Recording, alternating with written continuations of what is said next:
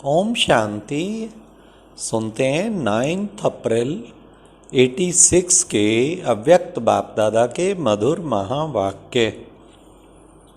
आज की अव्यक्त मुरली का टाइटल है सच्चे सेवाधारी की निशानी। आज बाबा ने बाप दादा के विभिन्न सितारों में सबसे श्रेष्ठ सितारा कौन सा है, नेक्स्ट विश्व पर शक्तिशाली प्रभाव कब पड़ेगा, थर्ड कौन सी स्थिति को देख सभी आश्चर्यवत होंगे, फोर्थ फरिश्ते साक्षात्कार में कब दिखाई देंगे। आज ज्ञान सूर्य ज्ञान चंद्रमा अपने धरती के सितारा मंडल में सभी सितारों को देख रहे। सितारे सभी चमकते हुए अपनी चमक या रोशनी दे रहे। भिन्न भिन्न सितारे हैं, कोई विशेष ज्ञान सितारे हैं, कोई सहज योगी सितारे हैं, कोई गुणदान मूर्त सितारे हैं, कोई निरंतर सेवाधारी सितारे हैं, कोई सदा संपन्न सितारे हैं। सबसे श्रेष्ठ है हर सेकंड सफलता के सितारे। साथ साथ कोई कोई सिर्फ उम्मीदों के सितारे भी हैं। कहाँ उम्मीदों के सितारे और कहाँ सफलता के सितारे, दोनों में महान अंतर है। लेकिन हैं दोनों सितारे और हर एक भिन्न भिन्न सितारों का विश्व की आत्माओं पर, प्रकृति पर अपना अपना प्रभाव पड़ रहा है।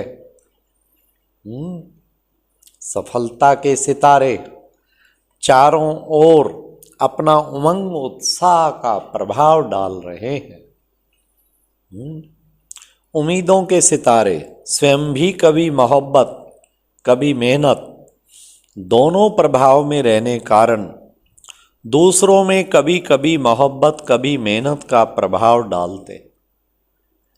आगे बढ़ने की उम्मीद रख बढ़ते जा रहे हैं। तो हर एक अपने आप से पूछो कि मैं कौन सा सितारा हूं। सभी में ज्ञान योग गुणों की धारणा और सेवा भाव है भी, लेकिन सब होते हुए भी किस में ज्ञान की चमक है तो किस में विशेष याद की चमक है, योग की है, और कोई कोई अपने गुण मूर्त की चमक से विशेष आकर्षित कर रहा है। चारों ही धारणा होते हुए भी परसेंटेज में अंतर है। इसलिए भिन्न भिन्न सितारे चमकते हुए दिखाई दे रहे हैं। यह रूहानी विचित्र तारा मंडल है। आप रूहानी सितारों का प्रभाव विश्व पर पड़ता है तो विश्व के स्थूल सितारों का भी प्रभाव विश्व पर पड़ता है। जितना शक्तिशाली आप स्वयं सितारे बनते हो उतना विश्व की आत्माओं पर प्रभाव पड़ रहा है और आगे पड़ता ही रहेगा। जैसे जितना घोर अंधियारा होता है तो सितारों की रिमझिम ज़्यादा स्पष्ट दिखाई देती है, ऐसे अप्राप्ति का अंधकार बढ़ता जा रहा है और जितना बढ़ता जा रहा है बढ़ता ही जाएगा। उतना ही आप रूहानी सितारों का विशेष प्रभाव अनुभव करते जाएंगे। सभी को धरती के चमकते हुए सितारे ज्योति बिंदु के रूप में प्रकाश में काया फरिश्ते के रूप में दिखाई देंगे। जैसे अभी आकाश के सितारों के पीछे वे अपना समय एनर्जी और धन लगा रहे हैं, ऐसे रूहानी सितारों को देख आश्चर्यवत होते रहेंगे। जैसे अभी आकाश में सितारों को देखते हैं, ऐसे इस धरती के मंडल में चारों ओर फरिश्तों की झलक और ज्योतिर्मय सितारों की झलक देखेंगे। अनुभव करेंगे कि ये कौन है, कहाँ से इस धरती पर अपना चमत्कार दिखाने आए हैं। जैसे स्थापना के आदि में अनुभव किया है कि चारों ओर ब्रह्मा और कृष्ण के साक्षात्कार की लहर फैल गई, फैलती गई। ये कौन है, ये क्या दिखाई देता है, यह समझने के लिए बहुतों का अटेंशन गया।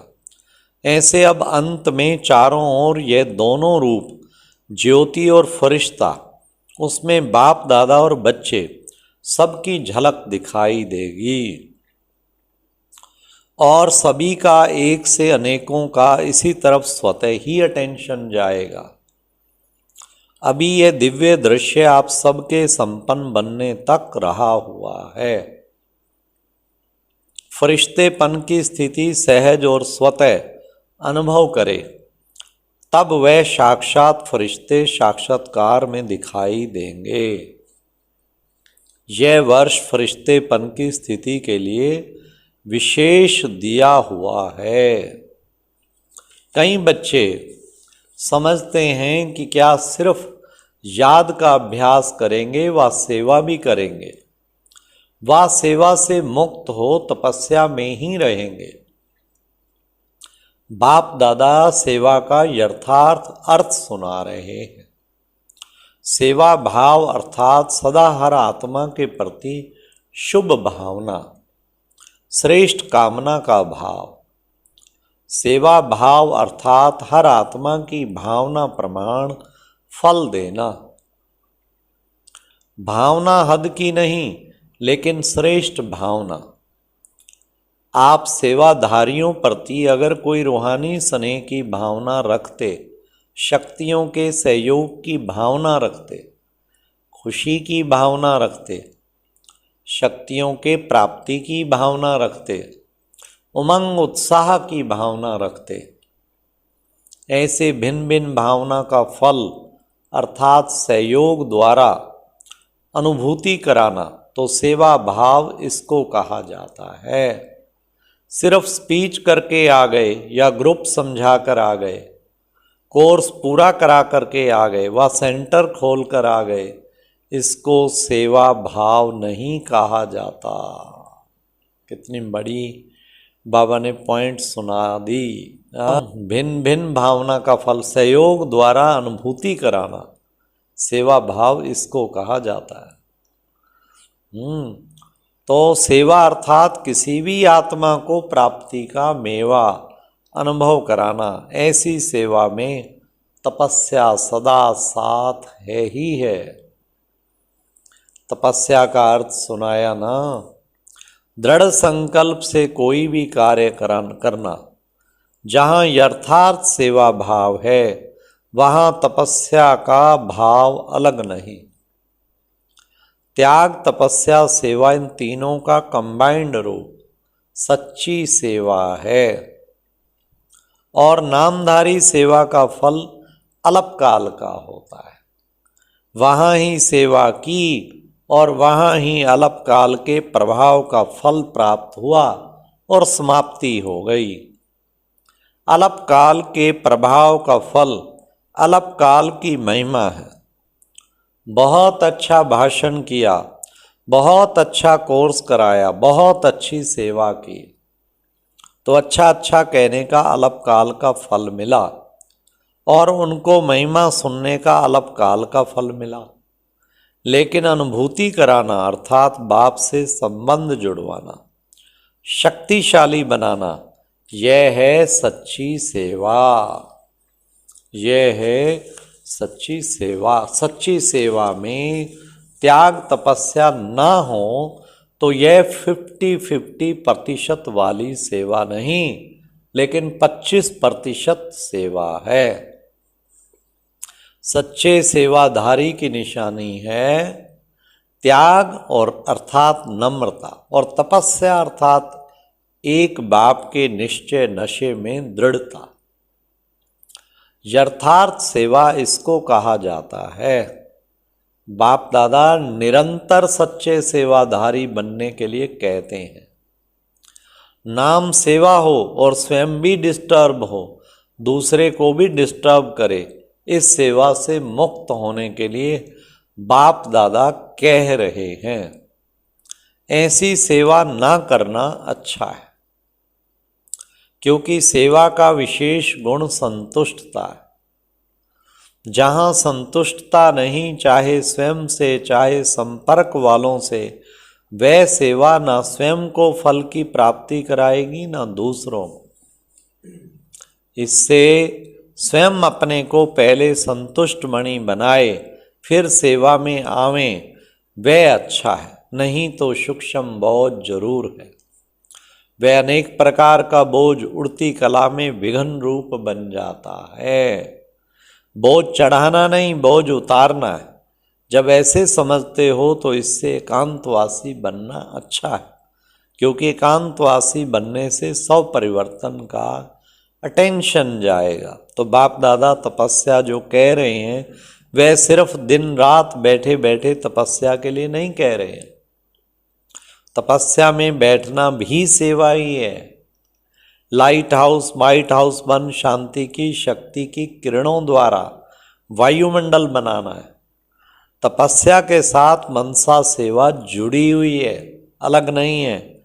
नहीं तो तपस्या क्या करेंगे? श्रेष्ठ आत्मा ब्राह्मण आत्मा तो हो गए, अब तपस्या अर्थात स्वयं सर्व शक्तियों से संपन्न बन दृढ़ शक्ति दृढ़ संकल्प द्वारा विश्व की सेवा करना। सिर्फ वाणी की सेवा सेवा नहीं है। जैसे सुख शांति पवित्रता का आपस में संबंध है, वैसे त्याग तपस्या सेवा का भी संबंध है।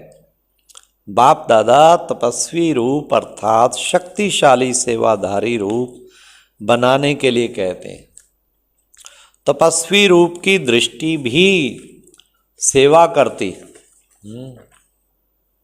उनका शांत स्वरूप चेहरा भी सेवा करता। तपस्वी मूर्त के दर्शन मात्र से भी प्राप्ति की अनुभूति होती। इसलिए आजकल देखो जो हट से तपस्या करते हैं, उनके दर्शन के पीछे भी कितनी भीड़ हो जाती। यह आपकी तपस्या के प्रभाव का यादगार अंत तक चला आ रहा है। तो समझा, सेवा भाव किसको कहा जाता है? सेवा भाव अर्थात सर्व की कमजोरियों को समाने का भाव, कमजोरियों का सामना करने का भाव नहीं, समाने का भाव, स्वयं सहन कर दूसरे को शक्ति देने का भाव। इसलिए सहन शक्ति कहा जाता। सहन करना शक्ति भरना और शक्ति देना है। सहन करना मरना नहीं है। कई सोचते हैं हम तो सहन कर करके मर जाएंगे क्या हमें ही मरना है क्या? लेकिन ये मरना नहीं है, ये सबके दिलों में स्नेह से जीना है। कैसा भी विरोधी हो, रावण से भी तेज हो, एक बार नहीं 10 बार सहन करना पड़े, फिर भी सहन शक्ति का फल अविनाशी और मधुर होगा। वह भी जरूर बदल जाएगा। सिर्फ यह भावना नहीं रखो मैंने इतना सहन किया तो ये भी कुछ करे।